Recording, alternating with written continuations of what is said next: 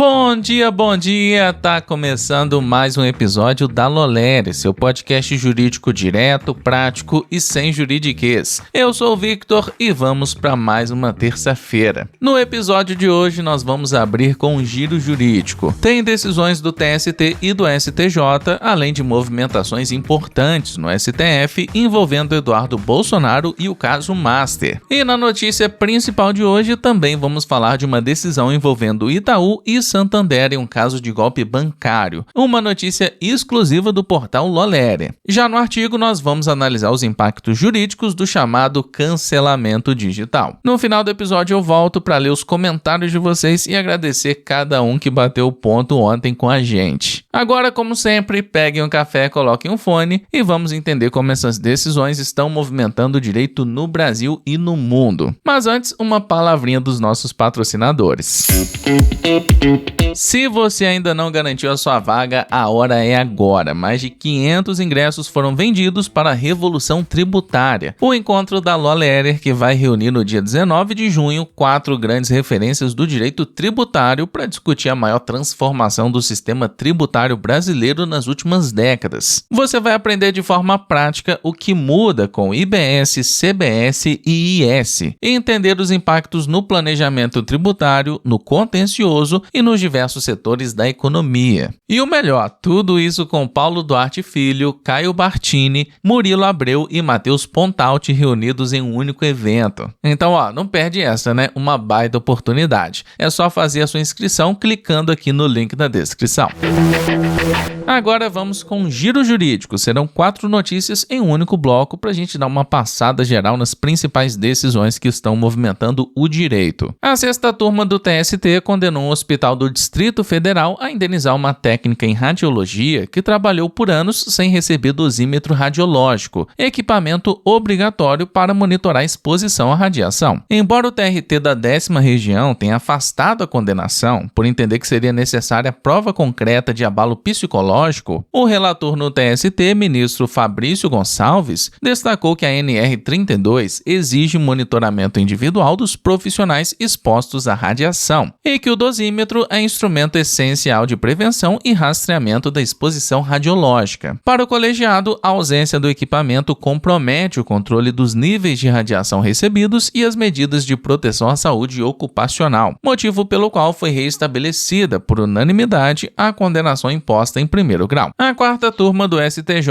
anulou a citação da Hyundai Corporation, empresa estrangeira feita por meio da Hyundai Caoa do Brasil em uma ação de cobrança, rescisão contratual e indenização. Por maioria, o colegiado entendeu que presunções de parceria comercial, uso da marca Hyundai ou pertencimento ao mesmo conglomerado econômico não bastam para comprovar representação processual no Brasil. No voto que prevaleceu, a ministra Isabel Galotti afirmou que era indispensável demonstrar concretamente que a Hyundai Caoa tinha poderes para atuar em nome da Hyundai Corporation. Sem representante legal comprovadamente autorizado em território nacional, a citação da empresa estrangeira deve ocorrer por carta rogatória. Com isso, foram declarados nulos os atos processuais praticados desde a citação. O ministro Alexandre de Moraes do STF rejeitou o pedido da Defensoria Pública da União para adiar o julgamento da ação penal contra Eduardo Bolsonaro, marcado para esta terça-feira, dia 16, na primeira turma. A DPU alegava que a turma não está completa e pediu adiamento ou a convocação de um ministro da segunda turma, mas Moraes entendeu que não há violação aos princípios do juiz natural e da colegialidade, mantendo o julgamento no colegiado do relator, como prevê o regimento do STF. Eduardo é acusado pela PGR de coação no curso do processo, crime com pena de 1 a 4 anos de prisão, por supostamente tentar atrapalhar a ação sobre a tentativa de golpe de Estado. Como ele não indicou advogado, a defesa está a cargo da DPU. No caso Master, o ministro André Mendonça, do STF, deve enviar Daniel Vorcaro de volta a um presídio comum caso a Procuradoria-Geral da República rejeite a proposta de delação apresentada pela defesa. A permanência do ex-banqueiro na Superintendência da Polícia Federal no Distrito Federal estaria vinculada às negociações de um possível acordo de colaboração premiada. A Polícia Federal já rejeitou a proposta pela segunda vez e a PGR deve concluir nos próximos dias a checagem das informações. A avaliação dos investigadores é de que o material não teria consistência suficiente para embasar o acordo, enquanto a defesa sustenta que a nova versão foi reformulada, trouxe fatos inéditos e deveria ser aceita. Caso as tratativas sejam encerradas, a tendência é que Vorcaro seja transferido para uma unidade prisional comum, embora o destino ainda não esteja definido.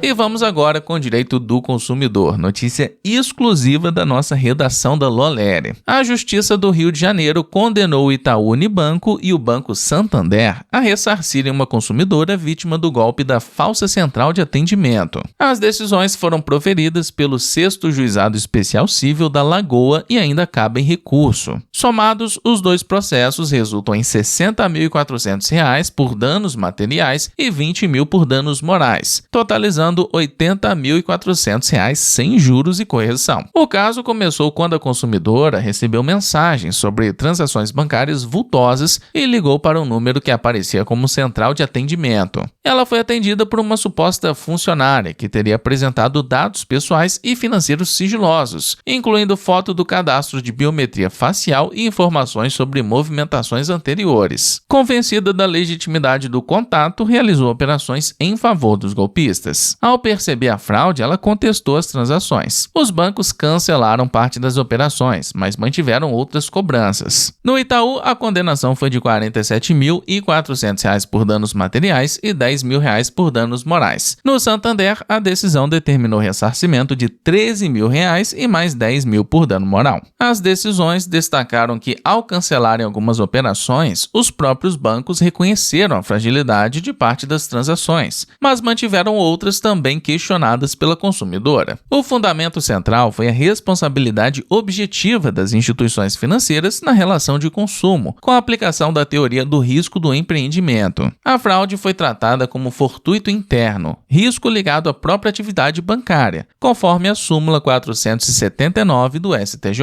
Os juízos também aplicaram o entendimento do recurso especial 2222/59 de São Paulo, segundo o qual cabe às instituições financeiras criar e aprimorar mecanismos para identificar comportamentos atípicos e bloquear fraudes, considerando fatores como o perfil do cliente, horário, local, sequência de operações e contratação de empréstimos antes de pagamentos suspeitos. Nos dois processos, os bancos não comprovaram que os boletos de valores elevados estavam dentro do perfil da consumidora. Para a Justiça, o ponto decisivo não foi apenas a existência do golpe, mas a validação de operações vultosas, sequenciais e aparentemente incompatíveis com o histórico da correntista. E a coluna de hoje é assinada por Wagner Serafim, advogado, professor e apaixonado pelo direito empresarial. O tema é o cancelamento digital como risco jurídico empresarial, especialmente quando campanhas organizadas de boicote, difamação ou desinformação atingem a reputação e a continuidade de uma empresa. O artigo parte da ideia de que as redes sociais ampliaram a velocidade e o alcance das crises reputacionais. No Brasil, esse risco ganha força pela alta presença digital, pela assimetria de informações e pela permanência do dano na memória da internet. A análise diferencia o boicote legítimo, protegido pela liberdade de expressão e pelo direito do consumidor, de condutas abusivas, como campanhas de desinformação, assédio digital organizado e amplificação algorítmica. Essa distinção é central. Nem toda crítica gera responsabilidade civil. O problema surge quando há abuso. Com base nos artigos 186 e 927 do Código Civil, o texto aponta desafios como identificar autores em ambiente de anonimato, comprovar o nexo causal em campanhas virais e quantificar o dano reputacional à pessoa jurídica. Entre os caminhos propostos estão a teoria do dano em cascata, com responsabilidade solidária de quem contribuiu para o dano e a inversão do ônus da prova em campanhas coordenadas de desinformação. Outro ponto é a tensão entre reputação empresarial e a liberdade de expressão. A solução defendida não é uma hierarquia abstrata, mas uma análise caso a caso, considerando veracidade, interesse público, caráter factual ou opinativo e intenção difamatória. O artigo também aponta limites no marco civil da internet, especialmente a exigência de ordem judicial prévia para a remoção de conteúdo diante da velocidade da viralização. A LGPD aparece como instrumento de proteção indireta em casos de divulgação indevida de dados pessoais e desindexação de informações falsas falsas ou descontextualizadas. A conclusão é que o Brasil ainda tem lacunas materiais, processuais e regulatórias para enfrentar ataques reputacionais abusivos no ambiente digital. Por isso, o artigo propõe revisar o artigo 19 do Marco Civil, criar um procedimento especial de urgência digital e estabelecer regras da ANPD para grandes plataformas. E para conferir a coluna na íntegra, é só clicar no link aqui da descrição. Por hoje era isso, muito obrigado a vocês que me acompanharam até o final. Vamos para os comentários no episódio de ontem, inclusive tivemos só 2 comentários. Eu tenho percebido que vocês comentam mais sempre que tem sorteio e eu vou lembrar disso, viu? Mas o Reinaldo não me abandonou, ele deixou a opinião dele aqui sobre o caso do Hope Jump. Ele falou que no ponto de vista dele, todos têm uma parcela de culpa. Primeiro, por se tratar de uma atividade aparentemente clandestina, os funcionários da empresa que não tiveram atenção em verificar os equipamentos de segurança e com isso devem ser enquadrados no artigo 121 do Código Penal. O município, o estado e a União que não realizaram nenhum tipo de fiscalização no que estava acontecendo e devem ter sua parcela de culpa. Muito obrigado pela sua participação, meu caro. E o Diogo Lemos também, que não me deixou na mão, que disse aqui: tenham todos uma excelente semana. Forte abraço, meu caro. E se vocês quiserem ainda mais notícias chegando no e-mail de vocês, não deixem de se inscrever na nossa newsletter jurídica. Ela é gratuita e o link tá aqui na descrição.